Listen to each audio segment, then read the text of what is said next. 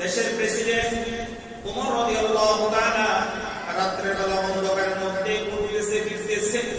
ওমর রাদিয়াল্লাহু তাআলা রাত্রের বেলা ঘুরে ঘুরে খবর নিচ্ছে। অনেক রাতে একটা বাড়ির মধ্যে মিটিমিটি আলো জ্বলতেছে, আর ওমর রাদিয়াল্লাহু তাআলা কিছু আওয়াজ পাইতেছে। ওমর রাদিয়াল্লাহু তাআলার সাথে একজন সঙ্গী নিয়ে ঘরের পাশে দাঁড়িয়ে দাঁড়িয়ে শুনতেছে কি বলে। মা বলতেছে, দুধের মধ্যে পানি দাও, দুধটাকে পানি একটু বাড়াও, দুধের মধ্যে পানি দাও।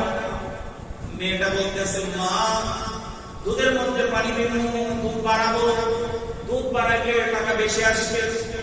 মা বলতেছে, আমাদের টাকার বেশি প্রয়োজন। তখন মেয়ে বলতেছে, মা ওমর রাদিয়াল্লাহু তাআলা বলেছেন খাবারের মধ্যে কোনো কিছু মিশানো যাবে না। ওমর রাদিয়াল্লাহু তাআলার আদেশ কিন্তু কি মানো না। মা বলার পরে, মেয়ে বলার পরে মা বলতেছে,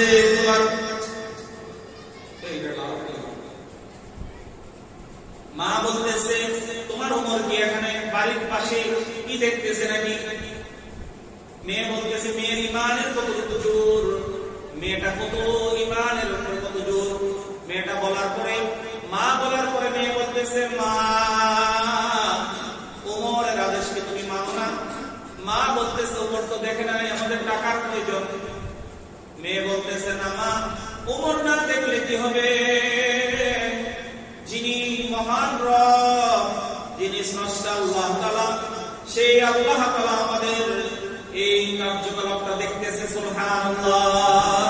সে মেয়েটার ইমানের কতটুকু পাওয়া, ইমানের কতটুকু শক্তি, ইমানের কতটুকু অন্ধকারের ভিতরে কেউ দেখে নাই, কেউ শুনে নাই, কেউ বুঝে নাই। কিন্তু ওমর রাদিয়াল্লাহু তাআলা আদেশকে মা এবং মেয়ে কথোপকথন বলতেছে, মার ইমান থেকে মেয়ের ইমানটা অনেক মজবুত। সুবহানাল্লাহ। কিন্তু এই ঘটনাটা কে দেখছেন? ওমর রাদিয়াল্লাহু তাআলা শুনতেছেন। ওমর রাদিয়াল্লাহু তাআলা এখান থেকে চলে গিয়ে ওমর রাদিয়াল্লাহু তাআলা বলতেছেন, এইটার জন্য একটা পুরস্কৃত করতে হবে, মেয়েটাকে অনেকটি পুরস্কার দিব, যেই পুরস্কার সে পেয়ে সন্তুষ্ট হবে। সুবহানাল্লাহ। ওমর রাদিয়াল্লাহু তাআলা উনি বাড়িতে যাওয়ার পর ওমর রাদিয়াল্লাহু তাআলা উনি খাস দরবারে যেখানে মিটিং করে বিচার ব্যবস্থা করে দেশ চালানোর জন্য পরিষদের মধ্যে মেয়েকে ডাকাইলেন, মাকে ডাকাইলেন। মেয়ে মা আশ্চর্য হয়ে গেলেন, ওমর কেন আমাদেরকে ডাকাইলেন? ওমর রাদিয়াল্লাহু ডাকালেন পরে বলতেছে, মেয়ে, এই মেয়ের জন্য তার পুরস্কৃত করা হলো আমার ছেলেকে।